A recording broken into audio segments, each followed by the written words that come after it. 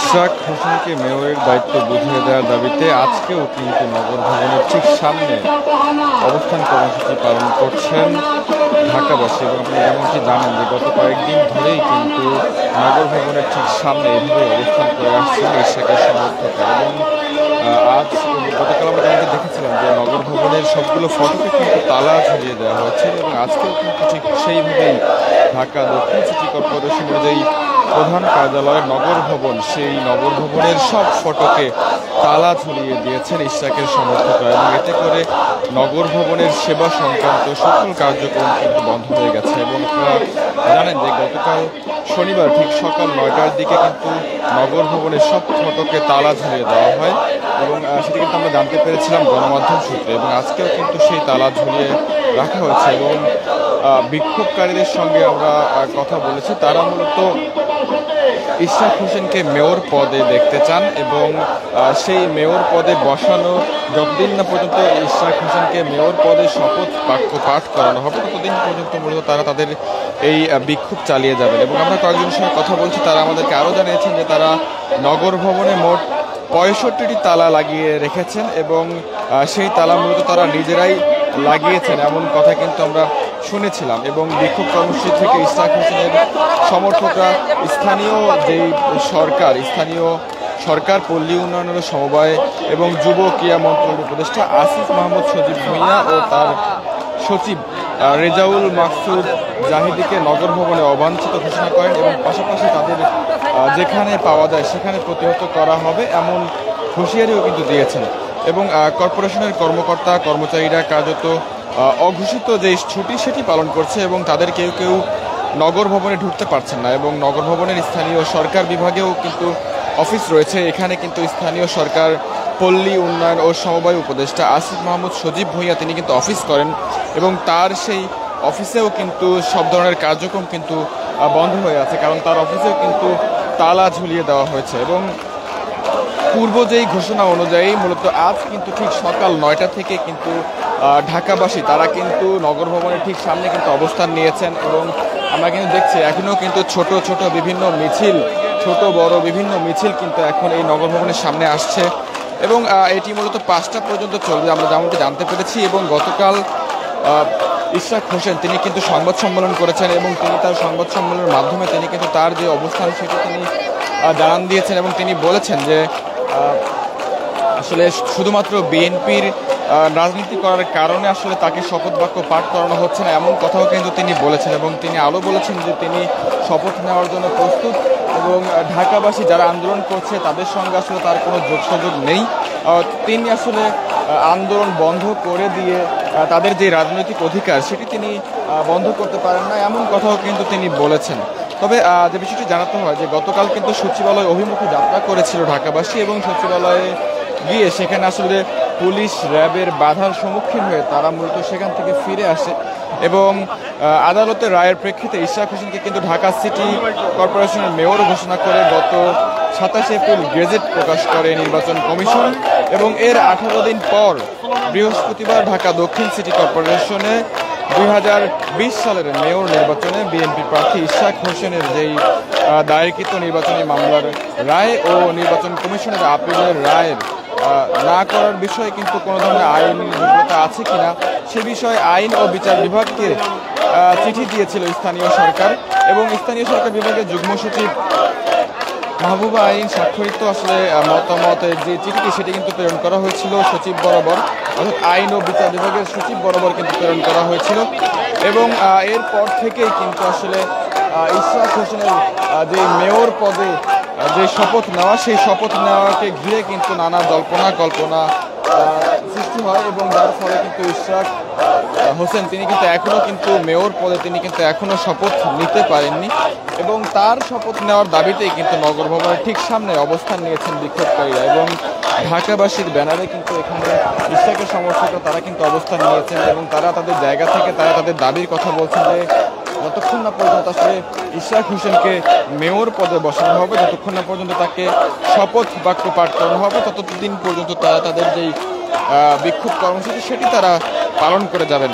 কেবল নগর ভবন নয়, এই যে নগর ভবনকে কেন্দ্র করে অর্থাৎ ঢাকা দক্ষিণ সিটি কর্পোরেশনের মোট 10টি আঞ্চলিক অফিসেও কিন্তু যে সেবা কার্যক্রম সেটি কিন্তু বন্ধ করে দেওয়া হয়েছে। অর্থাৎ ইশরাক হোসেনের যারা সমর্থকরা রয়েছেন তারা কিন্তু এই 10টি আঞ্চলিক অফিসেও এই নগর ভবনের যে সেবা কার্যক্রম সেটি কিন্তু একেবারে বন্ধ করে দিয়েছে।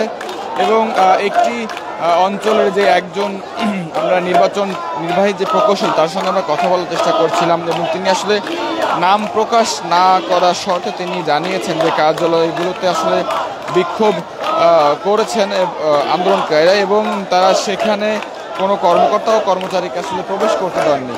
এবং নগর ভবনের সামনে কিন্তু ধীরে ধীরে কিন্তু ইশরাক হোসেনের যারা সমর্থকরা রয়েছেন তাদের সংখ্যা কিন্তু বাড়ছে। এবং আপনারা জানেন যে গতদিন আসলে যেভাবে তালা ঝুলিয়ে দেওয়া হয়েছিল সেই তালা কিন্তু আজকেও ঝুলানো হয়েছে। এবং এই আন্দোলনে মূলত যারা সামিল হয়েছেন তাদের মধ্যে যেমন ঢাকাবাসী রয়েছে, বিএনপি নেতাকর্মীরা রয়েছে, ইশরাককে যারা পছন্দ করেন, ইশরাকের সমর্থকরা তারা রয়েছে এবং পাশাপাশি নগর ভবনের কর্মকর্তা কর্মচারীরা বেশ কয়েকটি বড় অংশকে আমরা দেখেছি তারাও কিন্তু এই আন্দোলনে অর্থাৎ ইশরাক হোসেনকে মেয়র পদে বসানোর দাবিতে তারাও কিন্তু এই আন্দোলনে সামিল হয়েছেন। এই ছিল ঢাকা সিটি কর্পোরেশনের যেই প্রধান কার্যালয় নগর ভবন, সেই নগর ভবনের সামনে থেকে সর্বশেষ আমরা আপনাদেরকে দেখানোর চেষ্টা করছি। তো এই যে নগর ভবনের সামনে এই রাস্তাটি একেবারে বন্ধ করে দেওয়া হয়েছে, নগর ভবনে তালা ঝুলিয়ে দেওয়া হয়েছে। এতে করে কিন্তু নগর ভবনের যে কার্যক্রম সেই কার্যক্রম গত 4 দিন ধরে কিন্তু একেবারে বন্ধ হয়ে আছে। এবং পাশাপাশি এই নগর ভবনের পাশেই কিন্তু পুলিশের হেডকোয়ার্টার এবং যার ফলে পুলিশের হেডকোয়ার্টারে কিন্তু নগর ভবন হয়ে যে যানবাহনগুলো চলাচল করছিল সেই যানবাহনগুলোর চলাচল কিন্তু এখন বন্ধ রয়েছে। এবং পাশাপাশি সাধারণ যে যানবাহনগুলো রয়েছে বিশেষ করে রিক্সা, লেগুনা, বাইসাইকেল, মোটরসাইকেল সহ যে যানবাহনগুলো চলাচল করে আসছে নগর ভবনের সামনে সেই যানবাহনগুলোর চলাচলও কিন্তু এখন একেবারে বন্ধ হয়ে গেছে। এবং গত বুধবার বৃহস্পতিবার আন্দোলন চলছিল, বিক্ষোভ চলছিল এই একই দাবিতে। শুক্রবার ছুটির দিন, সেই দিনটা আসলে মূলত বন্ধ ছিল, বিক্ষোভকারীরা আন্দোলন বন্ধ রেখেছিলেন। তবে শনিবারে কিন্তু তারা সচিবালয় অভিমুখে লং মার্চ ঘোষণা করেছিলেন। এবং আমরা দেখেছিলাম যে বিক্ষোভকারীরা তারা কিন্তু সচিবালয় অভিমুখে গেলেও তারা কিন্তু সচিবালয়ে যে কোনো ধরনের হামলা বা সচিবালয়ের ব্যারিকেড ভেঙে ভেতরে প্রবেশ করা সেই ধরনের কার্যক্রম কিন্তু তারা করেননি।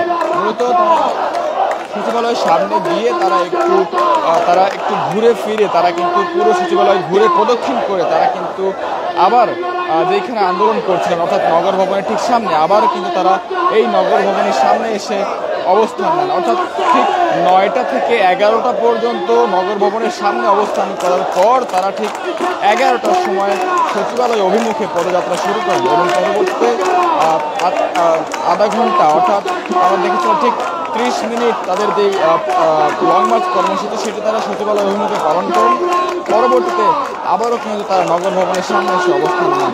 এবং আজকেও কিন্তু আমরা দেখতে পাচ্ছি যে শত শত নেতাকর্মী তারা কিন্তু ধীরে ধীরে বিভিন্ন স্থান থেকে বিভিন্ন জায়গা থেকে তারা আসছেন এবং এসে এই নগর ভবনের সামনে কিন্তু তারা অবস্থান নিচ্ছেন। এবং তাদের যেই এক দাবি সেটি হচ্ছে ইশরাক হোসেনকে শপথ বাক্য পাঠ করতে হবে এবং ইশরাক হোসেনকে যতদিন পর্যন্ত ঢাকা দক্ষিণ সিটি কর্পোরেশনের মেয়র হিসেবে বসানো হচ্ছে এবং ঢাকা দক্ষিণ সিটি কর্পোরেশনে তাকে শপথ বাক্য পাঠ করানো হচ্ছে ততদিন পর্যন্ত তাদের এই যে বিক্ষোভ কর্মসূচি সেটি তারা পালন করে যাবে।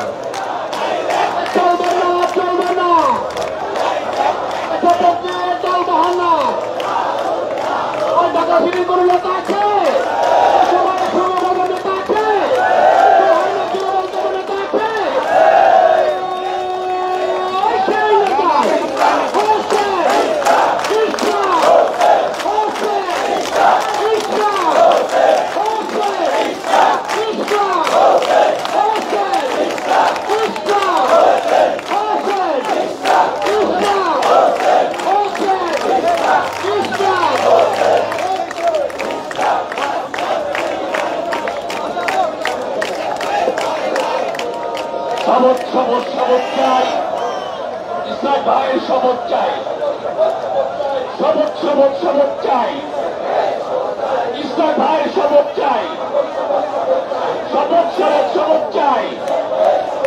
চলছে লড়াই, চলবে, ইসরাক ভাই লড়বে, চলছে লড়াই চলবে, ইসরাক ভাই লড়বে, চলছে লড়াই দর্শক, নগর ভবনের ঠিক সামনে আপনারা দেখতে পাচ্ছেন ভাই লড়বে।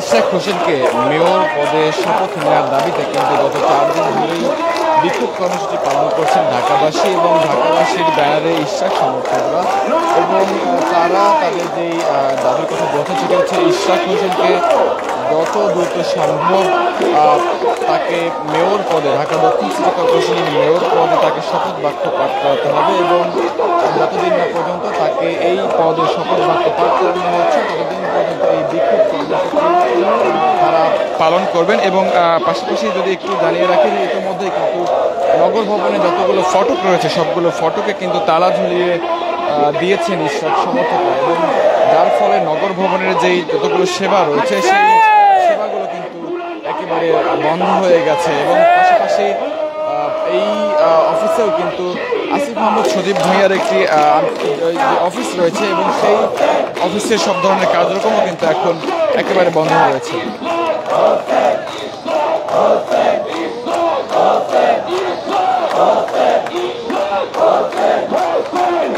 আমরা ক্ষণে ক্ষণে আপনার সঙ্গে যুক্ত হবো এবং দেশের সকল খবর সবার আগে পৌঁছে দেওয়ার চেষ্টা করবো। এতক্ষণ আমাদের সঙ্গে যুক্ত থাকার জন্য সবাইকে ধন্যবাদ জানাচ্ছি।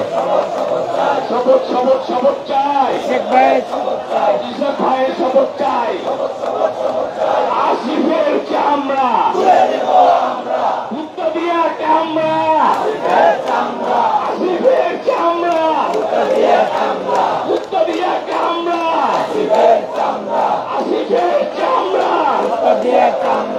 চলছে লড়াই চলবে, ঢাকাবাসী লড়বে, চলছে লড়াই চলবে, পুরান জায়গা লড়বে, চলছে লড়াই চলবে। গতকাল আসলে ঠিক সন্ধ্যায় 6:30টার সময় কিন্তু ইশরাক হোসেন তিনি কিন্তু একটি সংবাদ সম্মেলন করেছিলেন, এবং তিনি যেমনটি জানিয়েছিলেন যে আসলে শুধুমাত্র বিএনপির রাজনীতি করার কারণে, বিএনপির কর্মী হওয়ার কারণেই মূলত তাকে তার এই শপথ নিয়ে টালবাহানা করা হচ্ছে, এবং তিনি আসলে শপথ নেওয়ার জন্য প্রস্তুত সেই কথাও কিন্তু তিনি জানিয়েছেন। এবং তিনি আরও বলেছেন যে আসলে স্থানীয় সরকার উপদেষ্টা আসিফ মাহমুদ সজীব ভূঁইয়া সহ কোনো উপদেষ্টার সঙ্গেই আসলে তার তেমন কোনো সম্পর্কেও নেই এবং তার তেমন কোনো বিরোধও নেই, সেই কথাও কিন্তু তিনি জানিয়েছেন। এবং তাদের যেই দাবি, অর্থাৎ ঢাকা দক্ষিণ সিটি কর্পোরেশনের মেয়র হিসেবে শপথ নেওয়ার দাবিতে যে 4 দিন ধরে চলমান কর্মসূচি সেটি কিন্তু এখনও চলমান রয়েছে, এবং ইশরাক হোসেনকে যতদিন না পর্যন্ত মেয়র পদে যেই শপথ নেওয়ানো হচ্ছে ততদিন পর্যন্ত আসলে তারা তাদের আন্দোলন চালিয়ে যাবেন, সেই কথাও কিন্তু তারা বলেছেন।